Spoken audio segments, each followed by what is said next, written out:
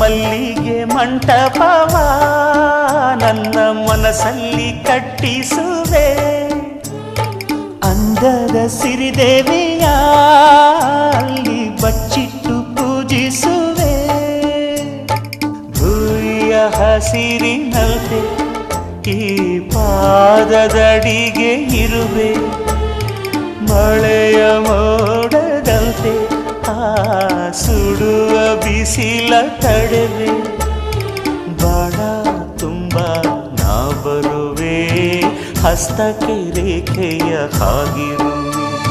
ಚಂದ ಚಂದದ ಸೇವಂತಿಯ ಅಂದಕ್ಕೆ ಕಾವಲು ನಾನಿರುವೆ. ಸೇವಂತಿಯೇ ಸೇವಂತಿಯೇ ನನ್ನ ಸೆಲೆಯಲ್ಲಿ ಗಮ